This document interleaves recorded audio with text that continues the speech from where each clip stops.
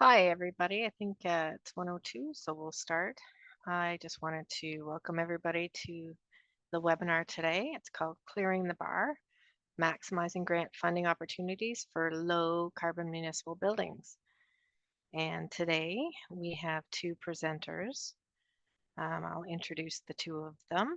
We have Alexandra Onisco is the founder of Pratis Group with over 14 years of industry experience, combining engineering and technical knowledge with a passion for sustainability. Alexandra specializes in detailed building simulation, including parametric energy modeling, for the purpose of design optimization, net zero, and zero carbon projects, lead energy modeling, incentive applications, HVAC system comparisons, and early stage impact analysis of elementary architectural design options. Alexandra also is a professional engineer, lead accredited professional building design and construction, and building energy modeling professional. She's an active member of the energy modeling and green buildings community in the Greater Toronto Area.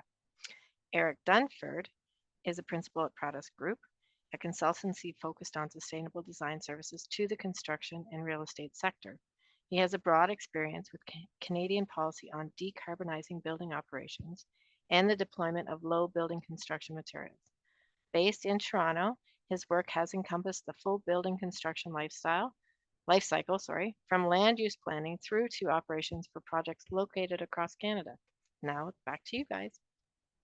Thanks, Kelly, for the introduction, and thank you for the opportunity to present for the full team today. So Alexandra and I are going to go through a presentation of what we hope is about 30 minutes to leave a lot of time for question and answer. So just as we begin today, there's a couple of housekeeping items I wanted to cover. One being that, as you've noticed, you're muted for the time being. If you do have any questions or comments as we go through the session today, I would encourage you to enter those into the Q&A function, which will be the top ribbon of your screen or the bottom ribbon, depending how your screen is set up. Also, I'm going to note for those who are interested, the session will be recorded today and it will be shared following the meeting. So for those who are unable to join, that recording will be available to them. And if you would like a copy for your own records, that will be available to you as well. Finally, again, we're going to leave time for the Q&A session towards the end. That being said, if there are any questions or comments that you would like to pose as we go through the session today, please don't hold them till the end. Feel free to type them into the Q&A chat as we go through, and we'll make sure we address those at the end of the session today. So thank you for joining us. Really appreciate it. Before we begin, I did want to make one point clear, which is this disclaimer you can see on the screen. So neither Alexandra nor I represent a grant funding agency. We're here today to speak about our own experience, our own expertise in drafting successful applications to a wide variety of grant funding bodies. But it is important to note that, again, you're hearing our perspective and our expertise and not actually from the entity or the agency. So if you do have questions about a specific grant fund, we're happy to give you our 2 cents, but we are not evaluating any applications or anything like that. So just to read off the disclaimer quickly, the webinar is provided for informational purposes only. We are independent experts and we don't represent or are affiliated with any granting agency discussed today. It's shared basically for your own research, from our own research and experience, and it shouldn't be considered as official guidance. If you do have any questions, again, we encourage you to reach out to the appropriate grant program. So all that being said, I'm going to cover what we're going to start with today. There's going to be 4 sections to the presentation. In the first section, we're going to talk a little bit about what programs are kind of available, commonly used here in the province of Ontario. We're going to talk a little bit about some of the recent changes to grant funding program requirements. That's going to be the bulk of what we speak about today. I think the most relevant to most of you on the line who might be considering preparing your own applications or who may have applications that are already in. We're also going to talk a little bit about some new and emerging requirements and trends when we talk about low carbon buildings and some what I will call co-benefits that our municipal buildings would ideally be striving to address in addition to low carbon or energy efficiency beyond that kind of perspective. And then finally, we wanted to give a couple of basic case studies just to show you a little bit about what we talk about here with theory, how that might actually look when we talk about a specific project that you might be conceiving or thinking about right now. So kicking it off in terms of available grant funding programs, why do we want to talk about low carbon buildings? Why do we spend our time thinking about it? I think for most of you on the line, you self-selected into this webinar, so I assume that you are also interested in lower carbon buildings. But of course, in terms of the context here in Canada, buildings account for about 13% of overall emissions every year in this country.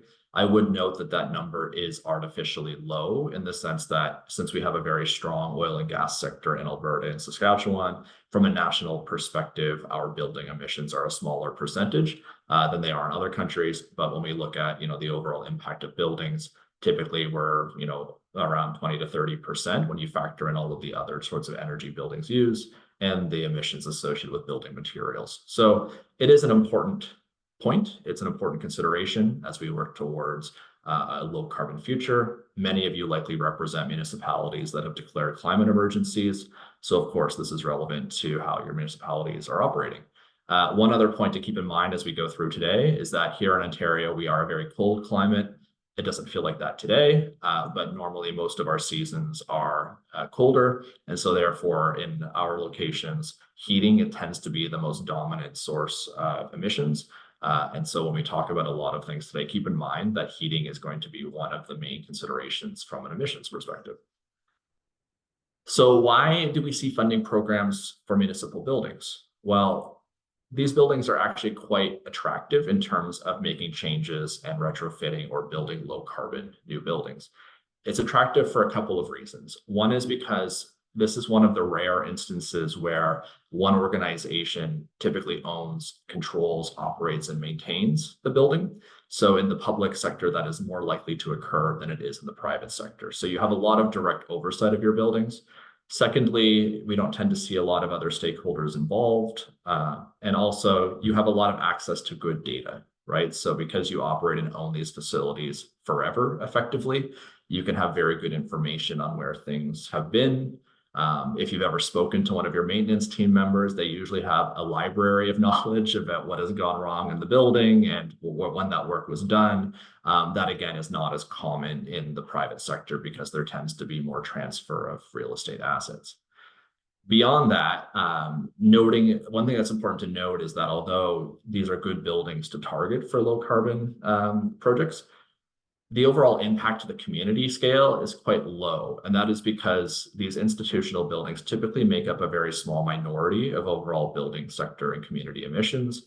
You'll see there's an example on the screen, which is from the city of Brampton. So the public sector buildings, which are called here institutional, typically make up around 2% in the city of Brampton in terms of emissions. You're going to see there's other emission sources that are more substantial. That being said, these buildings are very high profile.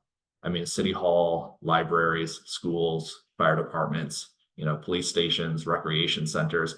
These are the sorts of buildings that people in the community see, that they interact with a lot. And again, they can be very good examples of what can be done in terms of emerging technologies. So there was two programs that we wanted to talk about today. One of them is now closed, so we won't spend too much time dwelling on that one, but we wanted to talk about two funds that are typically available to local municipalities here in Ontario. One being the Green Municipal Fund, which is a product of the Federation of Canadian Municipalities, which is a federal agency. And then there's the Green and Inclusive Community Buildings program, which is run by Infrastructure Canada, again, another federal agency. So looking at these two programs, the GICB is now closed. It may again be reopened in the future, but as of right now, these applications are not available. That program was targeting smaller communities, and it was a $1.5 billion fund. The GMF is a $1.65 billion fund. It was recently, I guess I would call it, I don't want to say refinance, but it recently was allocated additional funds from the federal government. So that program is certainly open for application. So the fund itself has about 27 different offers that speak to energy. Those address a wide range of things. We're only going to talk about 4 of those funding streams today. They consist of funding programs targeted towards the construction of new buildings and funding programs targeted towards the retrofit of existing buildings. So within each of those two categories, there are 2 separate funds available. One is the study category, and the study is really what I will call the planning for the execution of a capital project. It is looking at either how do I design a low carbon building, or how do I take the existing building that I have today and envision a lower carbon future for that once I complete my retrofit work. So those 2 studies are shown on the top row. You can see that both of these programs, the FCM GMF program is offering approximately 50% cost sharing with local municipalities. And the studies range from up to $65,000 for a retrofit for one building, and then up to $200,000 either for a portfolio of retrofits or for one new construction project. So again, that's really the kind of front end considerations, energy modeling, kind of design type considerations around planning for a project, and it is grant based. The other two programs that are available are for capital project execution. So this is actually looking to support the construction of the building project that's been put forward. You can see here that the total value is much higher because obviously the construction is going to be substantial. And also note that FCM does provide a grant and a loan combination for these types of projects. In these cases, the loan component is higher. The loan terms are more attractive, generally speaking, than what you would be able to access on the market. So these are the four programs that we're going to speak most about today. Again, they're not the only ones that are out there, but they're the ones that are targeted towards buildings and what we're going to speak to today.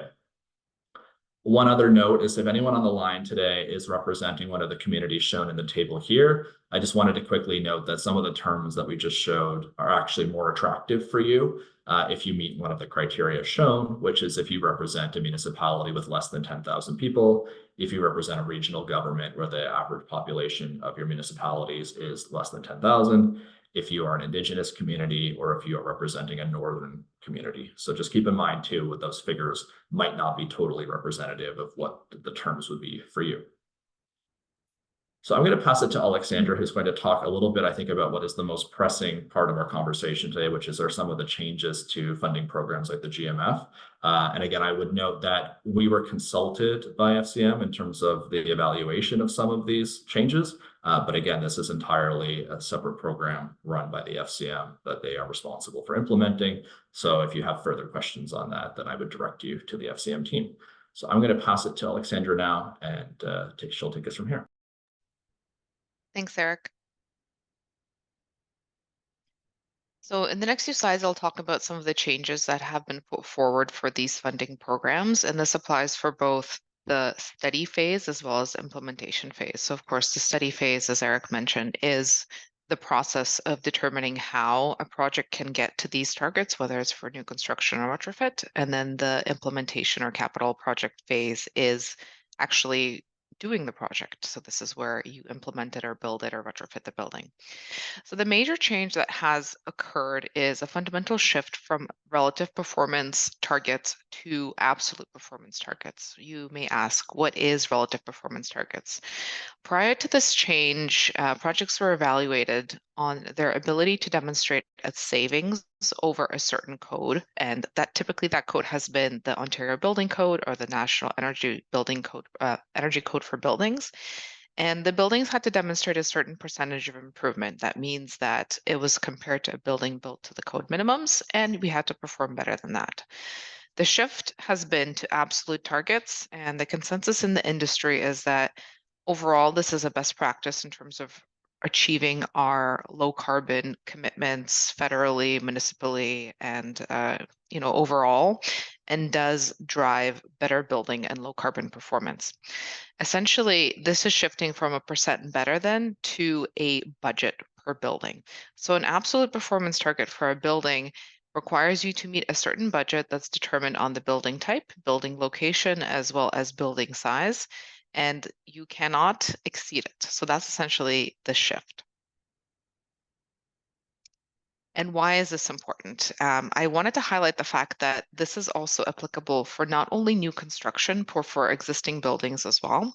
And I think the slide has a really great visual representation of why this is. When we have a relative performance target specifically for existing buildings, it may look like having a target of a 50% or 25% reduction over existing case.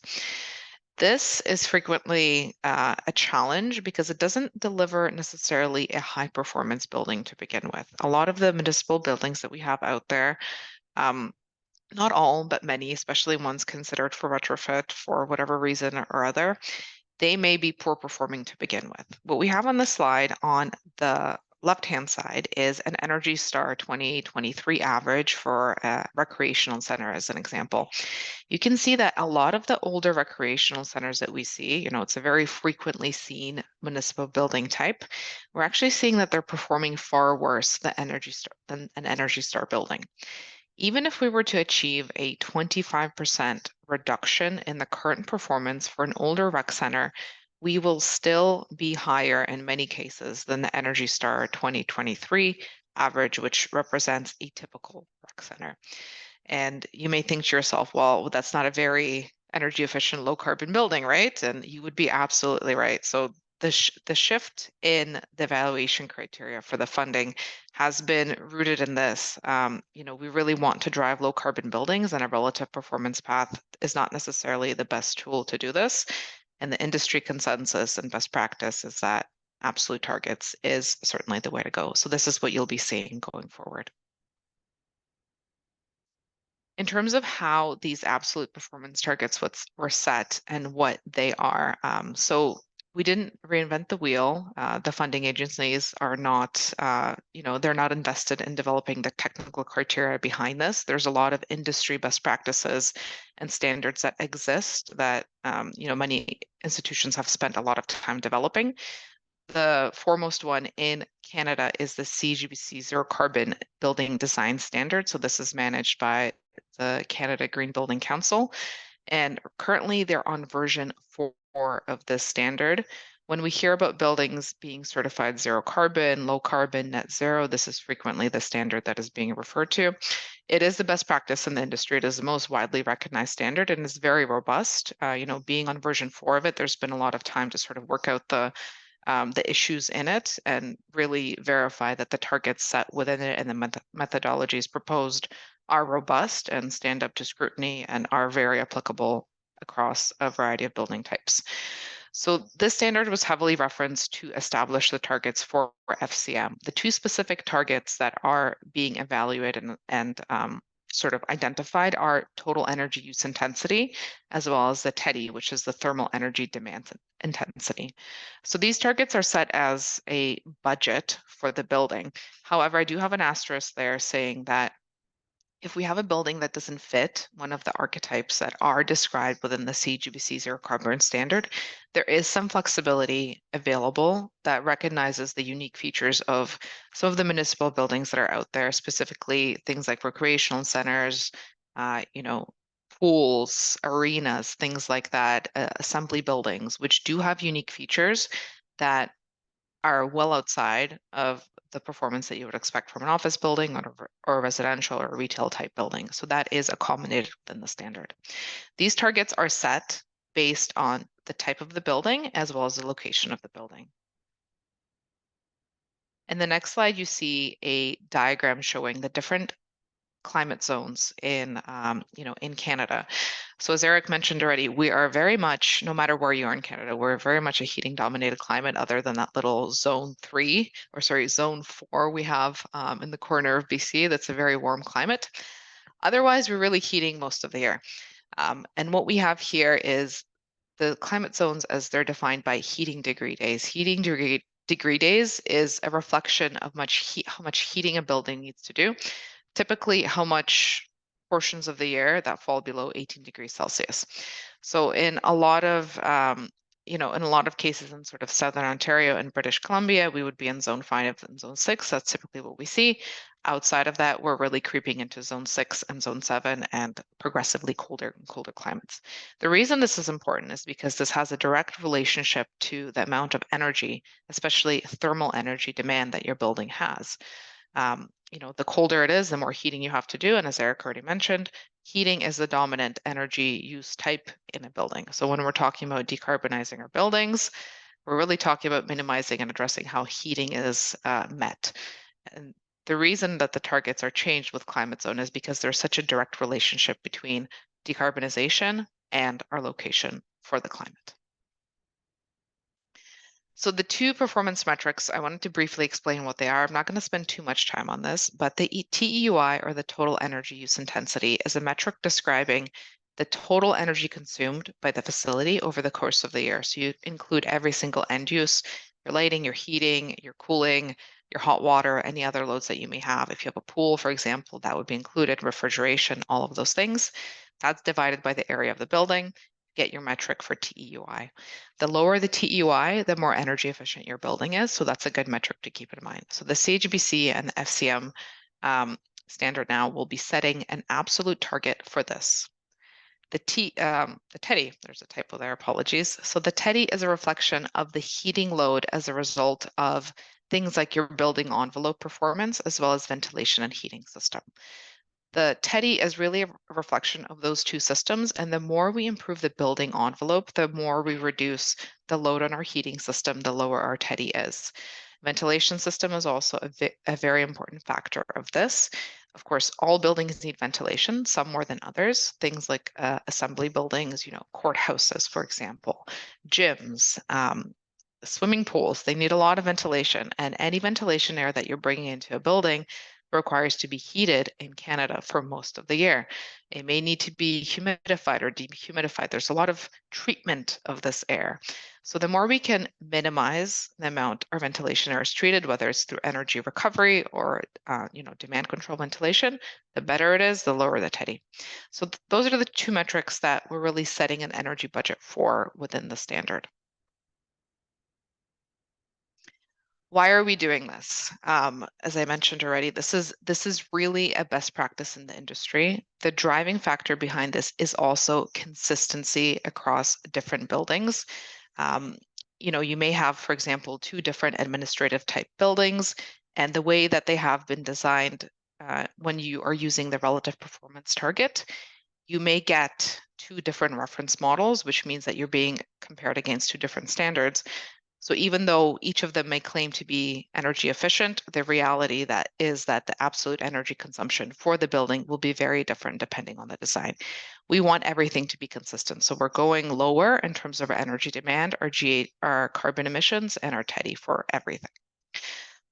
This also, ensures consistency across applications, which is very important. And very importantly as well, we have benchmarking mentioned here. So benchmarking is a very important tool to use in terms of assessing how we're performing overall in terms of our building sectors. I mentioned Energy Star already. That's a great and sort of really the leading benchmarking tool in Canada. Those things are using absolute energy targets. So we're using EUI for Energy Star specifically. As we're driving down carbon in buildings, it's important to then use absolute targets that are also related to the benchmarking. So those are really the reasons for promoting all of those changes. What are the targets? So this is very important to know. So you saw the graph or the map representation of our climate zones earlier, but how does that relate to our TEDI and our TEUI? So on the top graph here, you have the TEDI, which is our thermal energy demand intensity. You can see here in climate zone 4, which is again, our warmest climate zone in Canada.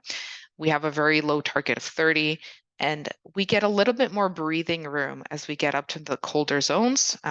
In climate zone 8, for example, we're getting up to 40. I did want to say that these are still extremely stringent, very, very hard to achieve in terms of the processes, in terms of the design, the technologies that you're putting in, and some of the envelope measures that you're putting in. For reference, this is the 30 is very close to a passive house standard building. If those of you may be familiar with passive house, this is the most efficient standard that we have out there in terms of thermal performance for a building. So that's a good comparison that we can use. I do have an asterisk here indicating that the TEDI can be adjusted for buildings that are unique. So if we have unique ventilation or process loads, again, I think I'm going to keep mentioning pools and arenas and assembly buildings. Those do require quite a bit more ventilation. One thing they also have is a very high floor to wall area. You think of a gym, for example, or a pool or an arena. As compared to an office building, for example, you have a lot of wall as compared to the floor area. And all of these things affect the TEDI and the thermal load.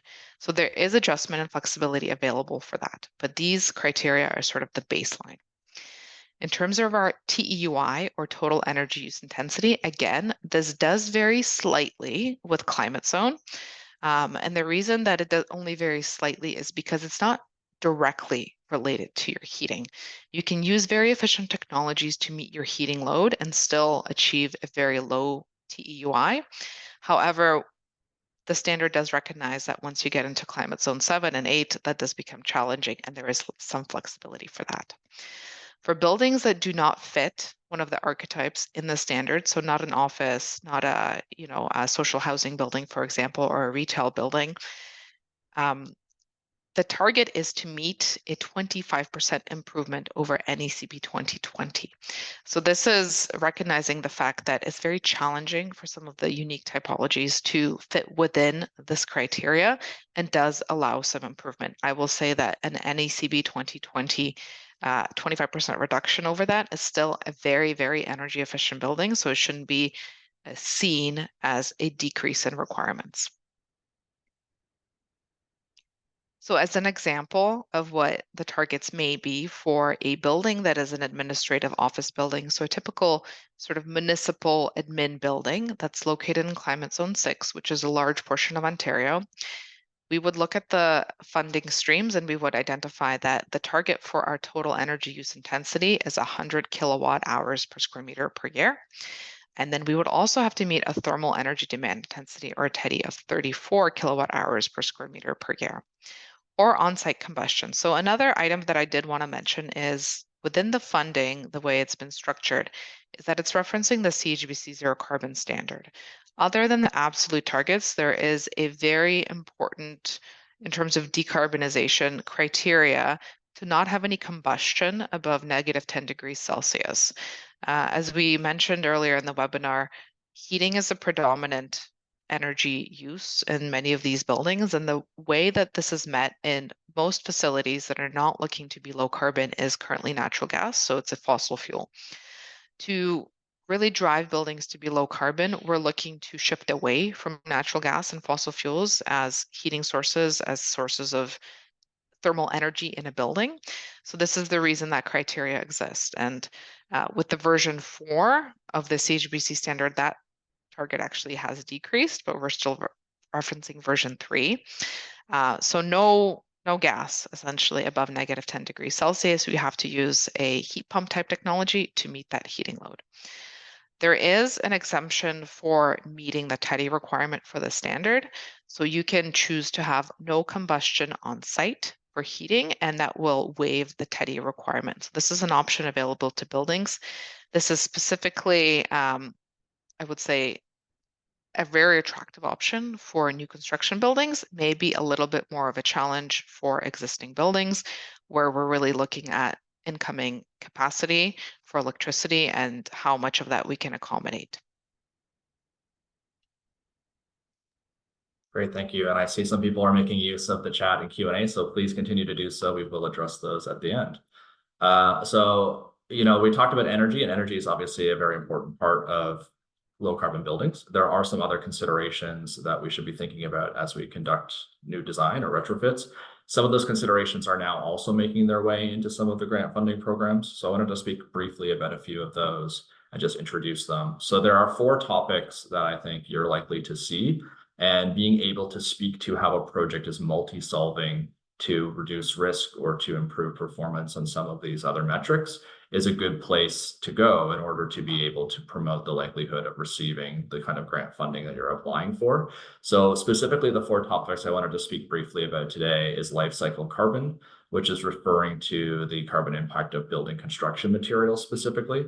So not traditionally has been considered as part of the overall building, but as you can imagine, the manufacturing of materials does have an impact.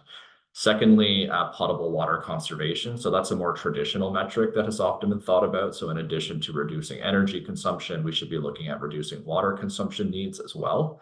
The third one that is often a priority for funding agencies is land use. So the idea that we're promoting compact land development focused on using previously developed lands or brownfield areas. And then finally, one that's become more prevalent in the last few years as we've dealt with wildfires and other extreme climate events, the idea that we should be considering future climate and potential risks in the design and construction of new projects.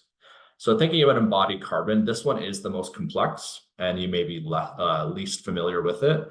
Embodied carbon really refers to emissions that are created during the manufacturing and use of a material. So if you can imagine concrete, by the time it comes to a job site, someone has had to mine raw materials to make that concrete. They had to ship those materials to a factory. The factory has had to make the product. It has then either had to be shipped to a site for use, or it's been turned into a solid product and that's been shipped. So all along that supply chain, you've had emissions from the machinery used to dig out the raw materials, emissions from the factory for manufacturing the product, emissions from the transportation that moves the materials from one point to another, and then the actual effort on site to construct that material. So this is, again, a new element that is starting to be considered in sustainable design, is how do we think about maybe minimizing the impact from these material emissions?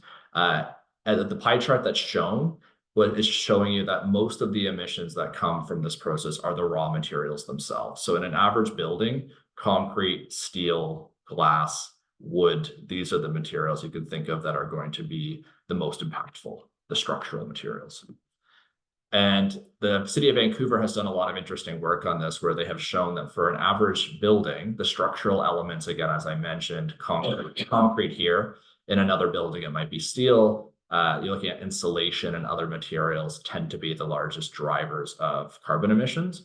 And what they're showing here in the figure to the right is that depending on how you consider the design strategy and construction strategy, you can see either very efficient use of materials, which is shown in the yellow circles, or you can see very inefficient use of the materials, which is shown in red. So the whole point of this is to say is that how you construct and how you use these materials really influences the carbon impact. So it's not the case that everybody has access to the same practices and materials and uses them the same way. There actually is a lot that can be done in the project itself. I won't dwell on this, but there is a methodology for quantifying the emissions of materials that are used for construction. That is called a whole building life cycle assessment. There's a short summary shown here. It is very complicated and it's not the focus for today, so I won't dwell on it. But the whole point I would mention here is, because this is an emerging line of science, most grant funding agencies right now are just simply either encouraging or requiring or requesting that a quantification of the expected materials impacts is provided. It's not necessarily promoting a reduction or any kind of improvement. So again, really more of a reporting of what the project is likely to have an impact on. For potable water, this one again is quite common, especially here in Ontario. Most of the market has already shifted towards higher efficiency fixtures and appliances. And often these pieces of equipment have become standardized and they're either low or no cost. There are some other strategies that people are deploying, such as avoiding the use of potable water for irrigation systems, where they're relying on kind of capturing rainwater in cisterns, or they're using other forms of non-potable water. So those would be the only other kind of additional items that would be worth considering for some of the projects. On the land use side, again, quite straightforward. The idea here is the grants want to promote construction in places that have been previously developed. So the terminology you're seeing here is grayfield, brownfield, greenfield is the other term, basically wanting to avoid development in greenfield areas and focusing development on underutilized space in an urban area. So grayfield being non-contaminated areas and brownfield being contaminated areas. The final one is climate resilience. And so there are now assessment methodologies that help to identify potential future climate risks. Just like as Alexandra mentioned, for the energy, where your building is located has a lot to do with what potential risks it might experience in the future. If you are in, a mountainous area in British Columbia or Alberta, you can appreciate that wildfire smoke might be a major concern for you. If you are located in a floodplain or in an area that's experienced flooding, that might become worse over time. So if this, again, is more of an optional thing for most grant funding agencies at the moment, but it's encouraging any applicant to consider what potential climate risks might affect the project that's being proposed. So I'm going to pass it back to Alexandra to talk about a few short case studies, and then I will close, and then I'll be happy to turn it over to start answering some of the questions that are coming in. Back to you, O. Thanks, Eric. So in the case studies, I wanted to speak about an example of a retrofit and what that may look like in terms of the solution and targets and how we meet that in terms of technology. And then we'll move into a new construction building that is a combination of archetype uses, so an office and a rec center, which is the very typical building that you would see, but it's a little bit of a challenge in terms of determining how those targets are established and then met. So the first case study is an example of an existing building that is an adaptive reuse, which means that it's an existing warehouse that was purchased and then the decision was made to convert that to an office space, which is in terms of embodied carbon, fantastic. You're reusing a lot of the structure. So it is, as Eric mentioned, it's becoming a very important factor. Um, and this is certainly a benefit of something like an adaptive reuse. However, when we're reusing a building, that also comes with a lot of challenges. You're working with a lot of the existing infrastructure that's in place, maybe limiting in terms of electrical capacity. Certainly a lot of deficiencies on the building envelope side when it comes to existing roof, existing walls, windows, et cetera, which may be a challenge when you're trying to make the building low carbon, as we are in this case. So for this example, because it was an office type building that was to be the new use, the target was actually fairly straightforward to establish. As I mentioned, the absolute targets are now being set for new construction and existing buildings, which is the big shift that we're seeing. So the absolute targets were set at a TUI of 100 kilowatt hours per square meter per year, a TEDI of 34, and the TEDI, so that had to be met absolutely for the building. Next slide, please. How did we meet this? So the challenge for this building was that it was an existing masonry, concrete masonry building, which had concrete blocks in it. They were uninsulated in most cases, other than a very small portion on one corner of the building. The roof was in poor shape. We had no energy recovery ventilation, and in terms of mechanical systems, they all had to be ripped out and replaced for the office use. So what happened in the building? We had to add interior insulation. We had to upgrade the roof significantly to R60, replace all of the windows and the doors to have an airtight building envelope, and of course, improve our thermal performance. In terms of the system selections for mechanical systems, the project went with a geothermal heat pump system and energy recovery ventilation throughout, which means that no combustion, we're meeting that. That was fantastic. As a backup heating source, we did have gas in the building. So that allowed us to meet a TEUI of roughly 84, which is really, really good, meeting that 100 kilowatt target. And our TEDI was just under the 34 that was required for this facility. So all of that to say, it is an achievable target for retrofits. It is something that we're seeing successfully done on other projects. And as an interesting sort of comparison, if the building were to go with the relative performance path, the performance of the building as it existed, because it was uninsulated, had no energy recovery ventilation, the TEUI was almost 300. Even if we had a 25% reduction over that, we were still very much north of 200. We compared that to the Energy Star metric for an average sort of office type building, which is around 210 or so. So we were still a very poor performing building, even with a 25% reduction. And this really highlights the importance of having absolute targets, because we really want to have a level playing field. If we're starting with a really poor performing building, it's important to drive that number down as far as we can. And in terms of new construction. So this example is a new recreation center complex that we worked on. It's Southern Ontario Climate Zone 6. So this one was a little more complex because we do have two archetypes in the buildings. We have a very large rec center, which is 14,000 square meters here. Because it's a non-archetype building, so it's not a residential, office, or retail, there is no TEUI target established for it within the CHBC standard and consequently the funding. So the target was 25% improvement over NECP 2020.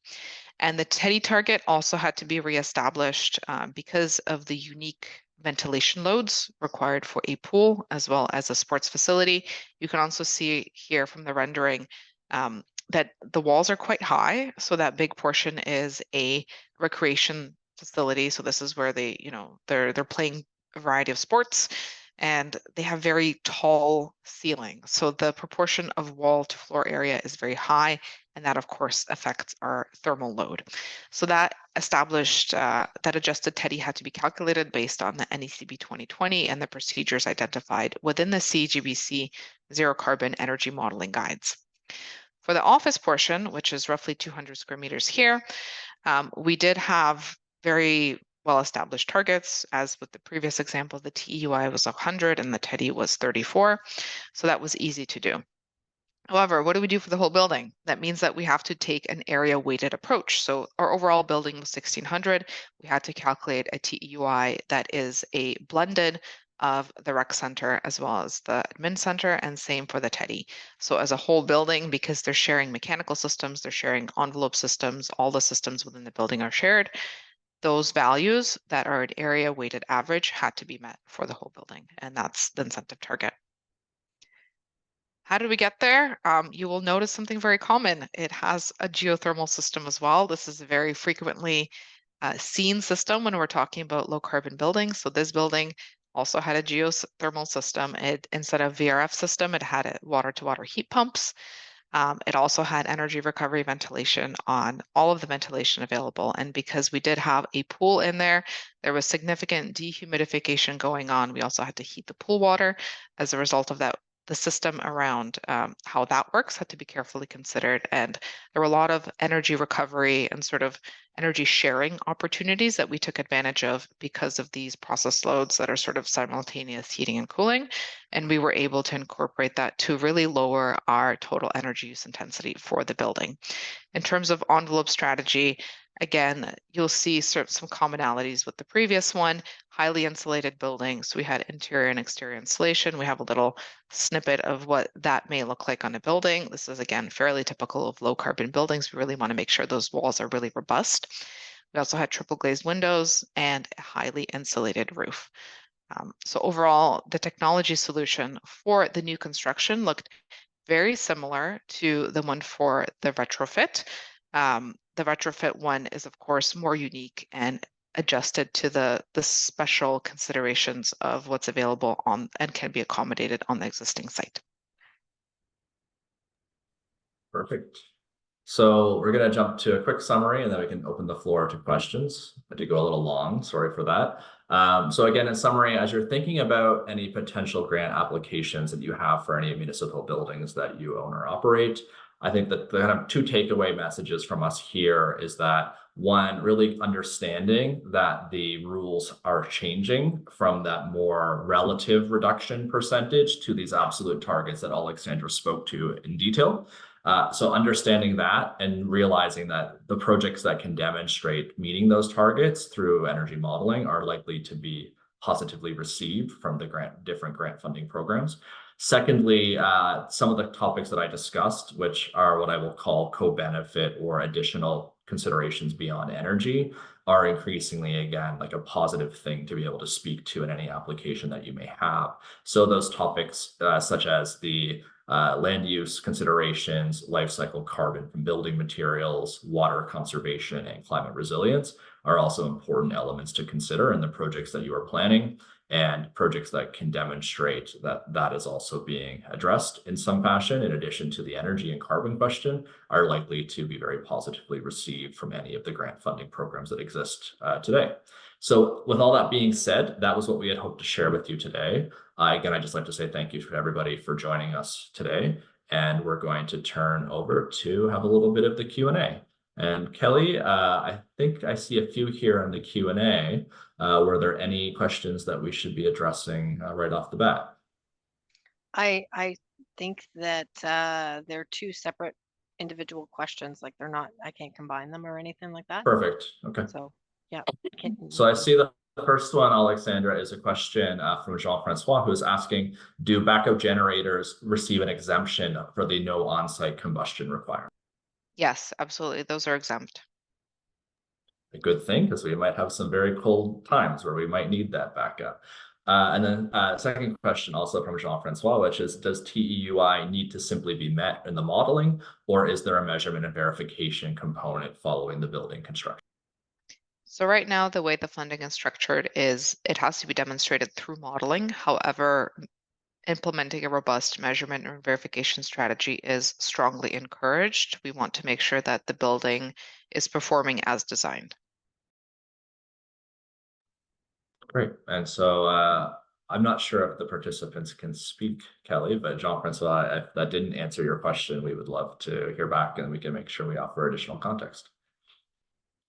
Uh, so for anybody else on the line, if there's any questions from the presentation today, I'm happy to field those now as well.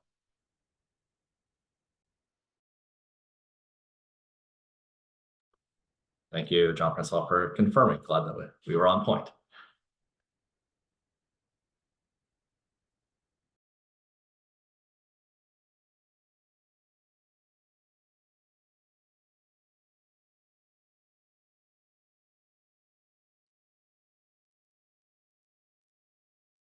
Okay, so either we were very descriptive or very confusing or both. I did want to mention say a question follow up as well. What programs are commonly used in the industry to complete energy modeling? Alexandra, did you want to speak to that? Sure. So the most frequent ones we see and the ones that are complying with ASHRAE Guideline 14, which is what we need to be complying with for these standards, is Energy Plus and IES Virtual Environment. There's other programs out there, but those are the most frequently used ones. And Energy Plus is a open source free software, so that is the most accessible to a lot of municipalities.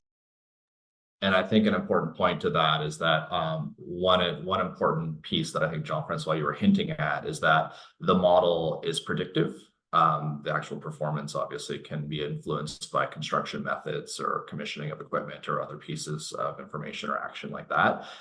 Sometimes it is beneficial, again, for municipalities to hold the files for the modeling in case there's ever a need to update that analysis or to look back and understand how the performance is being met versus what was predicted. And of course, again, as you can appreciate, the execution of projects from paper and pen and software to reality can be different depending on lots of different reasons. So it's always good to consider, are you getting the value that you expected to get by investing in these systems? And are you able to, achieve both the carbon reductions and also the operational efficiencies that you're hoping to see? So an important point, and again, to Alexandra's earlier statement, there is no requirement in the funding programs as of today to validate those things. But for your own purposes, again, as someone who's going to own and operate those assets for 30, 40, 60, 80 years, making sure that you're getting the efficiency that you're hoping to see is very important in terms of the ongoing operations and maintenance. And I see one other question here, Alexander, which I'll read as well, which says, are heat pumps still considered the best alternative to other fuel sources, despite potential performance limitations at extreme temperatures? For instance, while some pumps may be rated to function in conditions as low as minus 20 degrees Celsius, the actual operational settings are often limited to minus 13 or temperatures north of that. How would that impact their overall efficiency and effectiveness as a potential heating solution? That's a great question. Yes, in short, heat pumps are still the best practice solution in terms of low carbon buildings. You're absolutely right. There is a limitation in terms of low temperature operation. We do decrease in terms of the coefficient of performance that decreases to close to 1 at the negative 20 degrees Celsius, and also the capacity decreases. So there is a need to have a backup fuel source, and that's recognized within the CGVC standard and the funding stream as currently structured. However, I did want to say that we're seeing a lot of success with these. The technologies are evolving very rapidly. So even 5 years ago, we were able to get heat pumps that cut out at negative 10 degrees Celsius. Now we're seeing negative 20 and even better in some cases. Still requires a backup. So the hope is that that continues on the trajectory of improvement and we'll just have better and better heat pumps. That's really speaking to air source heat pumps. Geothermal heat pumps function across the whole range of temperatures that's sort of independent of outdoor air conditions. So that's always a good option as well. And I think back to connecting to the first question, which was about the use of emergency generators or backup generators. And I think the point that I always think of is that the heat pumps are covering much of the year. There are going to be those rare weeks or days where you experience these very cold temperatures. And so the permission of using those systems is really meant to cover, again, the inability of those pump systems to meet that demand. But as Alexander is saying, the exciting thing that we are seeing is that those technologies are getting better and better, and the period that they can't cover is shrinking from where it was before in the past. And hopefully we're able to continue seeing that kind of progress on those technologies. So one other question has come up from Phil. So thank you, Phil. And his question is, our municipality is about 95% through the design of a new rink and a renovation of an existing rink, working with another design consultant. Is it too late to consider these energy performance targets as avenues for funding? So I guess my initial take, and Alexander, I'm interested in yours too, is it's never too late, I guess I would say. But however, I think the question, Phil, is any change to the systems that is proposed. If you are 95% through, there's obviously a lot of design considerations, potential architecture, engineering, contracting considerations in there. So my feeling would be that that would likely create a financial and project schedule impact for you. I guess that's a question that I would leave to you to evaluate if there's value there.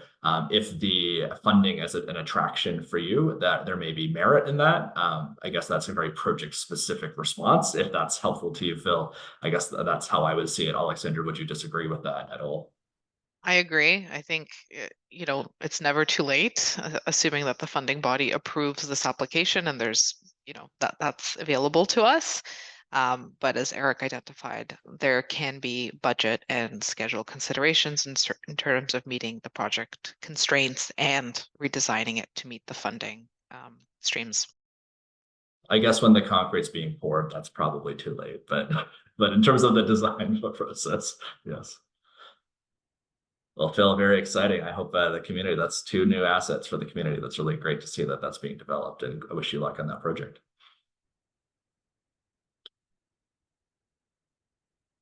Okay, so I think that we've come to the end. Oh, maybe one more. Here we go. There's a question on, oh, this is actually a really good one that we didn't address, Alexandra, which is, are there any project completion cutoffs for these funding programs? Some grants require the project to be completed within 3 years. So again, I think we should distinguish between the study option and the capital plan option. So the study option, to my recollection, there is not really any specific need to demonstrate that the project will be executed. The funding, which is grant-based for the studies, is wholly independent. So again, just the action of completing the study you could do well in advance of actually starting a capital project. As we can all appreciate, sometimes those capital projects are not occurring on the timeline that we would like to see, or there's changes in terms of funding sources or municipal council approval, et cetera, et cetera. So there's actually no requirement on that. In terms of the capital projects, Alexander, do you recall if there's a specific timeline or cutoff for that? I don't. So this is something that would have to be checked with the granting authority. I will have to say that for GICB specifically, which, very related funding stream, there was a specific time limitations on when these projects must complete. But for FCM, that's something that would have to be checked directly with them. Absolutely. Okay. Well, without further questions, I think we're going to take the time now just to say thank you again for joining us today. If you do have any follow-up questions, again, the presentation will be shared and our contact information can be made available to you through Kelly or the MEA. Very much appreciate you joining us today, the questions that were asked, and hopefully, again, this sets you up for success in terms of some future buildings or ongoing work that you have underway. And ideally, you'll be able to access some free or low-cost funding, which we all love to see at the municipal level. So thank you again. Best wishes with your projects. And thank you, Kelly, again for the invitation.